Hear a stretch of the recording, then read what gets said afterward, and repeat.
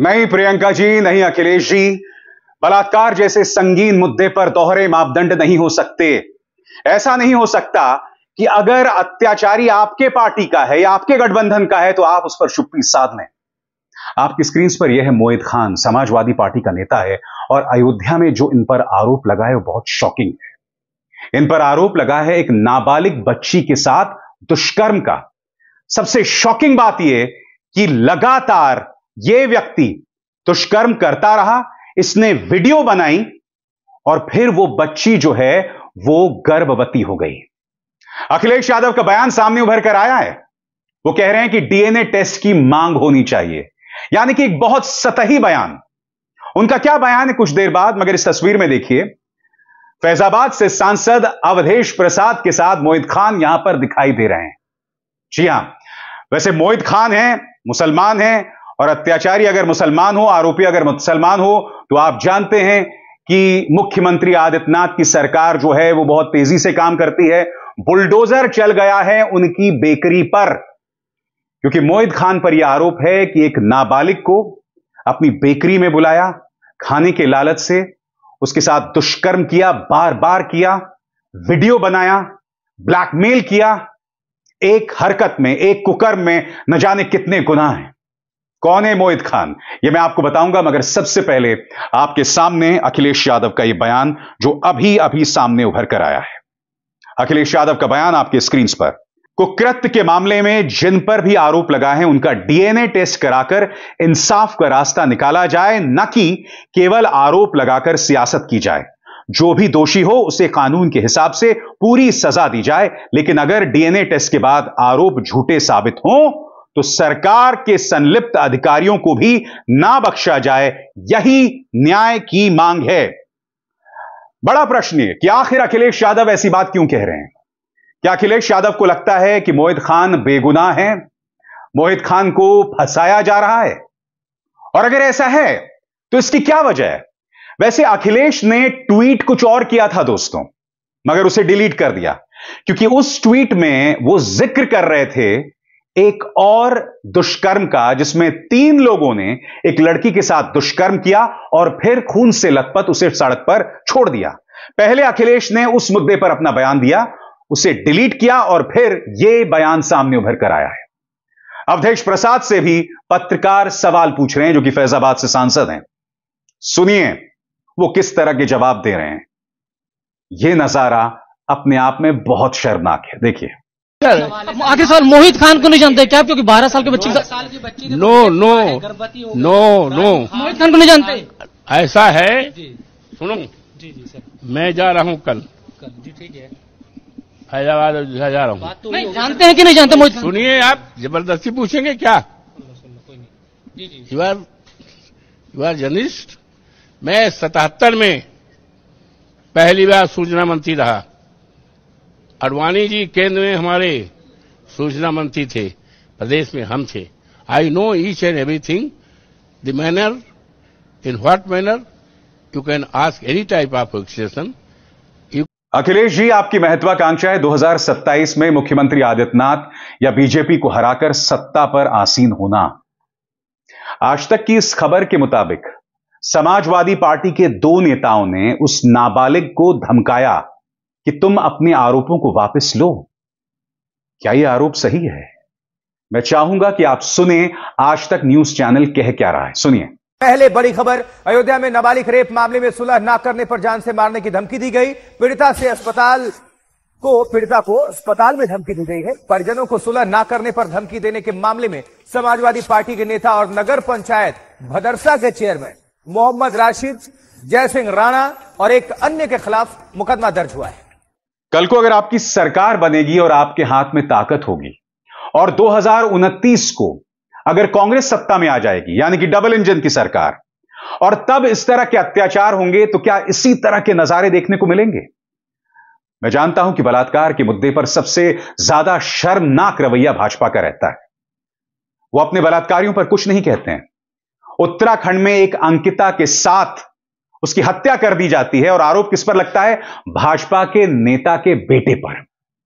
भाजपा उस पर खामोश रहती है। IIT BHU की छात्रा के साथ दुष्कर्म, भाजपा के 3 कार्यकर्ता करते हैं। पार्टी का कोई नेता इस पर कुछ नहीं कहता है। उल्टा ये लोग चुनाव प्रचार भी करते हैं। बलात्कारी राम रहीम को लेकर हम जानते हैं किस तरह के दोहरे मापदंड हैं। अदालत को दखल देना पड़ा कि इस बलात्कारी को बार बार बीजेपी पैरोल पर क्यों रिहा कर रही है।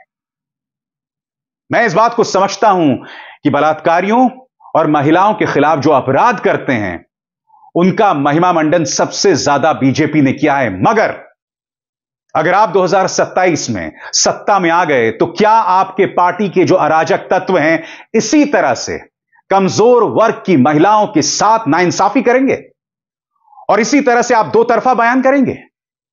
और सबसे बड़ी बात, वो प्रियंका गांधी वाड्रा जिन्होंने उत्तर प्रदेश में पूरी जान झोंक दी थी, अब तक जब मैं आपसे बात कर रहा हूं उन्होंने इस मुद्दे पर कोई टिप्पणी नहीं की है। क्या लड़की लड़की का फर्क होता है अगर आरोपी एक पॉलिटिकल पार्टी से हो? बताइए, क्या महिला का अपराध बदल जाता है अगर आरोपी आपकी पॉलिटिकल पार्टी का हो या आपका गठबंधन को हो और आरोपी भाजपा का हो? ऐसे कैसे हो सकता है, मुझे बताइए। ये दोहरे मापदंड लाए कहां से जाते हैं? आप जब ये नारा लगाती हैं लड़की हूं, लड़ सकती हूं, तो माफ कीजिएगा, वो नाबालिग जिसके साथ यह अत्याचार हुआ है और यह अत्याचार का आरोप किसी और पर नहीं, समाजवादी पार्टी नेता मोहित खान पर लगा है, तो आप इस तरह से चुप नहीं रह सकती हैं। मोहित खान का पूरा मामला क्या है, क्या आरोप हैं, आपके सामने पूरे तफसील से। गैंगरेप आरोपी मोहित खान समाजवादी पार्टी का नेता है और अयोध्या सांसद अवधेश प्रसाद का करीबी है। वो समाजवादी पार्टी के भदरसा नगर का अध्यक्ष है। उस पर बेकरी में बुलाकर बच्ची से रेप करने और उसका अश्लील वीडियो बनाने का आरोप है। गैंगरेप मामले में अखिलेश यादव और अवधेश प्रसाद की चुप्पी पर भी सवाल उठ रहे हैं। मोहित और उसके कर्मचारी को 30 जुलाई को गिरफ्तार कर लिया गया था। अब मोहित की संपत्तियों पर प्रशासन का बुलडोजर चलने जा रहा है। मोहित की बेकरी को सील कर दिया गया है और उसका लाइसेंस भी रद्द कर दिया गया है। बेकरी में बन रहे सामानों का भी सैंपल लिया गया है। 2 अगस्त को मोहित खान की संपत्तियों की जांच के आदेश दे दिए गए हैं। आरोप है कि मोहित ने तालाब और सरकारी जमीनों पर अवैध कब्जा कर रखा है। मामले की जांच हो, मोहित पर जो आरोप हैं उसके जड़ तक पहुंचा जाए और अगर वो बेकसूर है तो जाहिर सी बात है, जैसा कि अखिलेश यादव मांग कर रहे हैं कि सरकारी अधिकारियों पर कार्रवाई हो। मगर उससे भी बड़ा सवाल मुझे ऐसा क्यों लग रहा है कि अखिलेश यादव अभी से मोहित खान को क्लीन चिट देना चाहते हैं, डीएनए टेस्ट की बात कर रहे हैं। यह तो बहुत ही न्यूट्रल सा बयान हुआ ना।